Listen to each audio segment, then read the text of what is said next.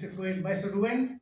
Afortunadamente sí leyó el libro, porque esa es la segunda edición ya ampliada, en la cual pues algunas cosas Rubén las amplió, otras no le hice caso.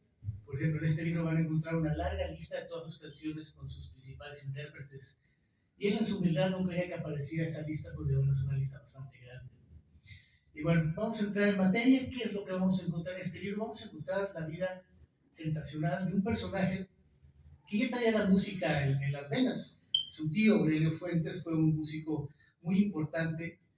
Tocó en Francia, estuvo dando conciertos en toda Europa, todo en Alemania, y era muy querido en Jalisco. Incluso en algún momento hubo una rotonda de músicos ilustres en Guadalajara, en el Parque Agua Azul, y ahí estaba la figura de Aurelio.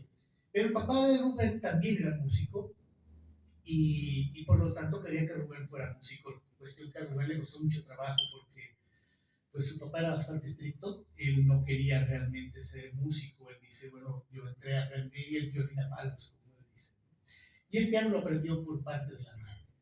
Los dos le crearon una personalidad pues muy interesante, porque si bien tenía una gran facilidad para crear música, no le gustaba estar en el público. Ese día se sentía un poco nervioso, éramos como unas 30 personas y se sentía agobiado de ver tanta gente, ¿no? Eh, Él llega en 1944 a la Ciudad de México y es la época en que va a cambiar la música mexicana. Él buscando trabajo, le consiguen una audición con el Mariachi Vargas. El Mariachi Vargas ya tenía su carrera, un mariachi que tuvo un impulso muy grande gracias a que Lázaro Cárdenas los agarró como sus músicos principales cuando hizo su campaña, y posteriormente Emilio Azcárraga Vidaurreta, el abuelo del actual Emilio Azcárraga, pues era como su mariachi favorito, ¿no? Y entonces por eso es que lo vemos en tantas películas el mariachi, bastantes. Rubén entra al mariachi y se da cuenta de un pequeño detalle. En aquel tiempo el mariachi tenía que aprender las canciones de golpe, todas, y tenía que ensayarlas una infinidad de veces porque ninguno sabía escribir música. Y no había un celular como para que grabaran la melodía y no se les olvidara. Por lo tanto, pues muchas veces sí pasaba, se les olvidaba. Entonces Rubén los enseña, los mete a estudiar solfeo y cambia drásticamente el sonido del mariachi. Entra Miguel Martínez, entra en la trompeta y cambia el mariachi. Una de las primeras cosas que hizo Rubén junto con Silvestre fue rescatar todos los sones del sur de Jalisco.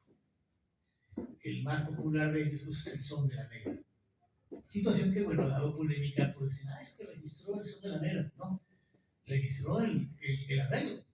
Y el arreglo es el que más se toca, el que nosotros conocemos. Es como un segundo himno nacional, el son de la negra.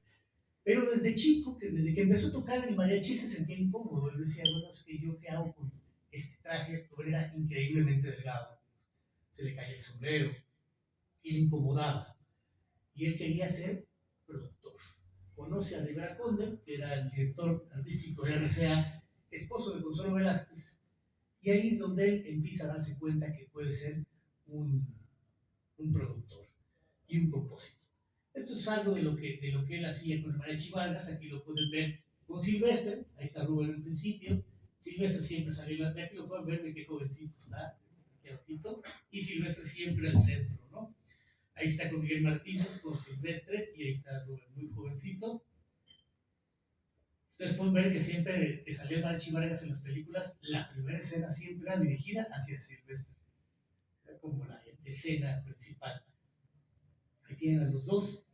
No fue fácil para Rubén al principio porque Gaspar, el padre de Silvestre, pues él venía pues digamos, del mariachi tradicional de toda la vida, diciendo, ¿por qué voy a aprender notas? ¿No? Pero lo de Rubén fue tan decisiva el cambio que hizo que incluso pues, los puso a dieta. Tenían que estar completamente bien vestiditos y ya hasta la fecha el Vargas sigue siendo el mejor mariachi. Ustedes lo escuchan y suena todo perfecto, ¿no? Sin estridencias. El primer trabajo grande de Rubén como compositor y como productor, pues ya empieza la intuición, va a ser Pedro Infante. Yo les voy a ser sincero, yo toda la vida escuché hablar de Rubén Fuentes y lo conocía por medio de mi madre y siempre lo veía con sus lentes oscuros. Para mí era el compositor de Marco Antonio Muñiz. Pero tenerlo frente, pensar que él fue el productor de Pedro Infante, pues sí era una situación muy surrealista. Uno no lo podía creer tomando en cuenta que ha crecido uno con esa música. ¿Cómo llegó con Pedro Infante? Pues resulta que Pedro Infante, Rubén Fuentes fue a producir a Pedro Infante para robarse. Pedro Infante había sido rechazado por todas las compañías discográficas hasta que fue contratada por una pequeña discográfica de un alemán, Speedless. Entonces, pues Rivera Conde le dijo, tienes que ir a robarte. La cuestión es de que Pedro era muy fiel y dijo, no, a mí estas personas confiaron en mí, yo me quedo. Pero Rubén empieza a componer. El problema es que por derechos de imagen, el Mariachi Vargas no podía tocar con Pedro Infante. Se tenía que cambiar el nombre. En ocasiones se llamaban los Mamertos, a veces el Mariachi de Rubén Fuentes, pero aún así el presupuesto era muy bajo. Entonces, la música de Pedro Infante nos muestra a un Rubén Fuentes muy creativo, haciendo mucho con poco. El caso más famoso lo vamos a tener en 100 años, que pues mete una guitarra hawaiana y un steel, las que se usan habitualmente en la música country, para un arreglo que se vuelve inmortal. Desde ahí empieza a colaborar con grandes letristas. Es importante hacer siempre esa mención. Alberto Cervantes es el letrista de 100 años.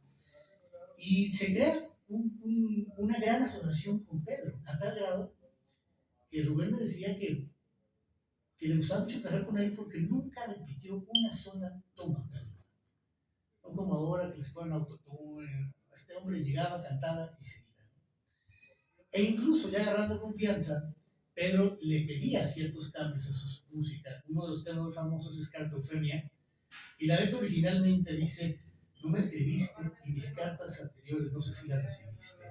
Y Pedro le dice, y si la canto no la escribiste, cambia drásticamente ese sentido y se vuelve muy famosa esa canción. Vamos a escuchar un poquito del material que grabó. Fueron 44 canciones las que le grabó Pedro Infante de Rubén como autor, pero le produjo más. De hecho, no sabemos qué hubiera pasado si Pedro no hubiera muerto, ¿no? Seguramente hubieran seguido colaborando bastante.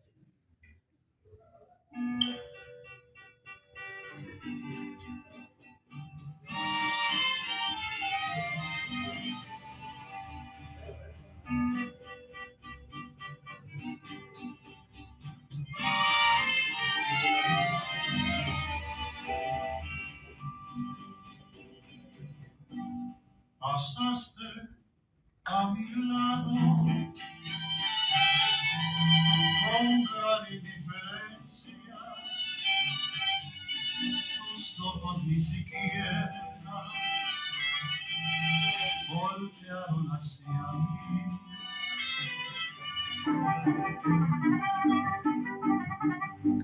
Cuando recibas esta carta sin razón,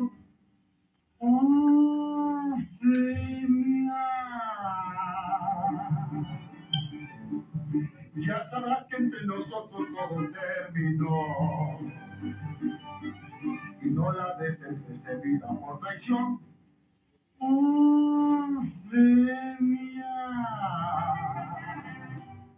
Ay, de aquel que a las mujeres desde el amor y el dinero, cuando menos se lo piensa, se queda en el puro cuero.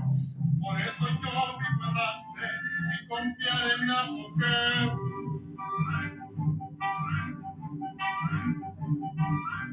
Cariñitos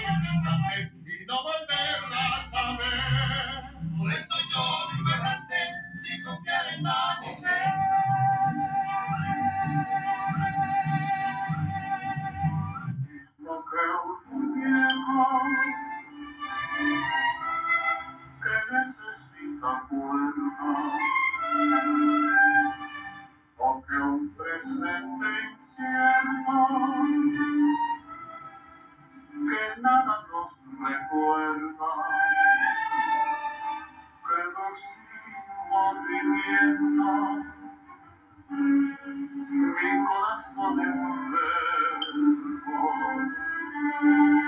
y lo vistió de luto, un sufrimiento eterno.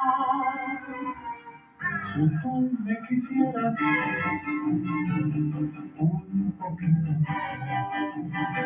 no soy exigente, te aseguro, me conformo, aunque sea con un tantito, sería tan bonito, cariñito. Estoy bien seguro que después me pediría de mi amor otro poquito. Siempre que me emborracho, palabra que algo me pasa, voy derechito a verte y me equivoco de casa. Siempre que me emborracho, yo nada más pienso en ella y no me tranquilizo hasta acabar la botella y no es mentira. Copa tras copa, botella tras botella, conforme tomo me voy reconfortando. Será que linda más y esto ya no vale, nada en el mundo a mí me hará caer. Y que no, si te preguntan si olvidaste ese amor que un día naciera entre los dos.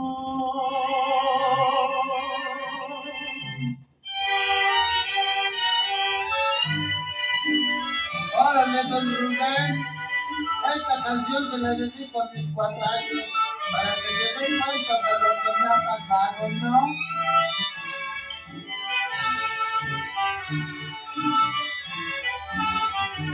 Me dejaste por capricho, porque ya no te gustaba, o porque encontraste otro como ayer me hallaste a mí. Creo que es esa tu costumbre y hasta se ha vuelto rutina, pues a mí hoy por otro en Tina también me cambiaste ya.